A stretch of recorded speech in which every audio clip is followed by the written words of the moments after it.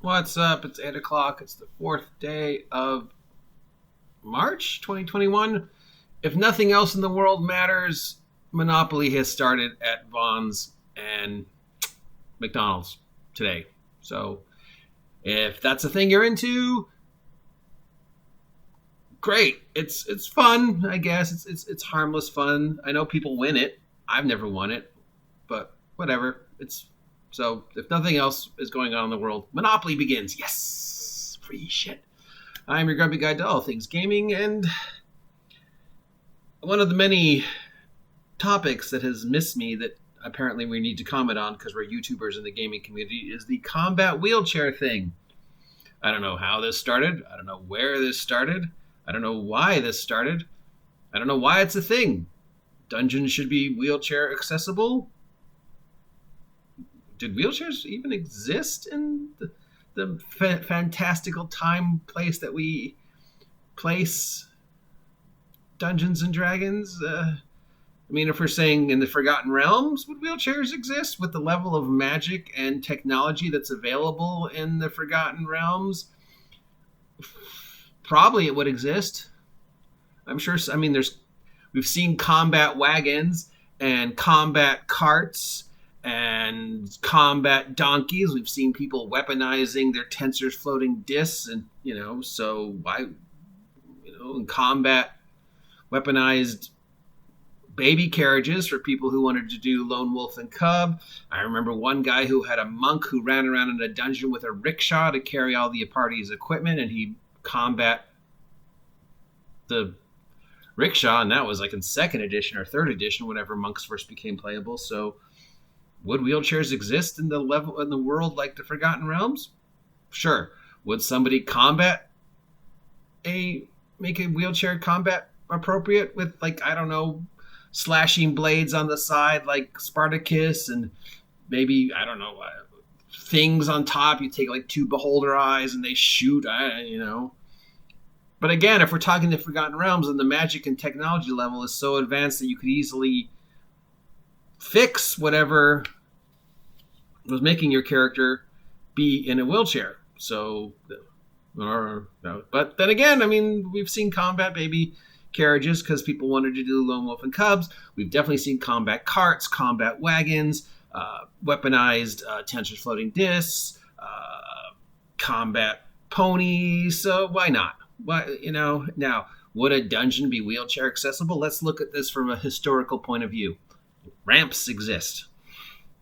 And the idea of an elevator pulling something up with a rope, that's been around since the Middle Ages. And using ramps to build something makes building something a lot easier. So if we're, in a world where the idea of a dungeon exists, and we're not talking an actual realistic dungeon, because actual realistic real world dungeons are actually pretty small, but we're talking fantastical dungeons, if we're talking Undermountain, multiple levels and all sorts of weird shenanigans.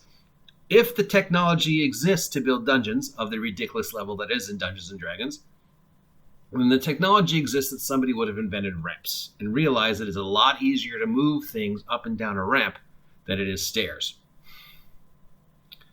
That person would also probably at some point in time realize, I could tie this to a rope and pull it up, which means elevators in some form would exist. So if ramps exist in D&D, because they would, if elevators exist in D&D, because they would, if the society has the technology to create dungeons or the magic to create dungeons, then it would have the technology and or magic to make building that dungeon and make troop movement around that dungeon as easy as possible. Ramps beat stairs. I mean, if you're going to fall down something, I'd rather fall down a ramp than a set of stairs. It makes things getting easier. Elevators beat stairs. Escalators beat stairs. Most things beat stairs.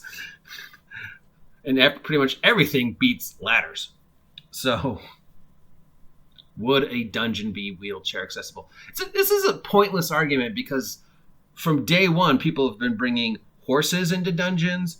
People have played centaurs and brought them into dungeons. You brought donkeys into dungeons. You brought dogs into dungeons. You brought bears into dungeons. You brought carts into dungeons. You brought wagons into dungeons.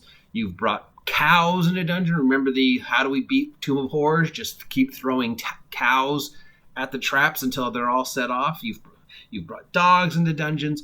Somebody in a wheelchair would have to deal with the exact same issues as a horse or a centaur or a dog or somebody who's really, really tall or somebody who's really, really short in a dungeon. You'd have to deal with pits and rubbles and ladders and all doors, stairs, all the other issues anybody else would have to do in a dungeon. So if you want to have a wheelchair in a dungeon, fine. Just accept the fact that you're going to have to deal with the same issues as the people who wanted to play centaurs in dungeons for years, or lizardmen in dungeons for years, or bring their horse into the dungeon for years. Paladins bringing their horses into the dungeon, or their donkeys, or all the other issues. Bringing the cart with all the stuff on it, the combat baby carriage. These are all things people have done in D&D, and these are all things people done in D&D for OSR level, like my level of D&D. I mean, I can think back to the very earliest games of D&D I played in the late 70s. People were bringing horses and carts. Somebody played a centaur. Some guy had an elf who was riding around in a dungeon on his horse because he was a jouster, and nobody fucking cared. Stairs, oh, well, we'll worry about it if we have to. And that was first edition. So if a guy in first edition in the late 70s could be riding his horse around in a dungeon and are just like, they're not going to worry about stairs, then somebody in 2021, if they want to have their character in a wheelchair just because they want to see themselves and because they want to know that D&D is handicapped accessible, not that there was ever a point in the history of D&D that it was not handicap accessible, you could play D&D if you want to. First edition was in Braille. So, because I played with somebody who's sight and visually impaired, and they had a first edition player's handbook that had been made in Braille. Why not? Why the fuck not? It's a game. Let them play. Just make them understand your wheelchair is going to have to deal with the same issue that everybody who ever brought a horse into the dungeon, or a centaur to a dungeon, or to their wagon into a dungeon, or their whatever into a dungeon has to deal with. Stairs, pits, and doors. It's the same thing normal people have to deal with in a dungeon. Stairs, pits, and doors. It doesn't matter. You're going to have to deal with them.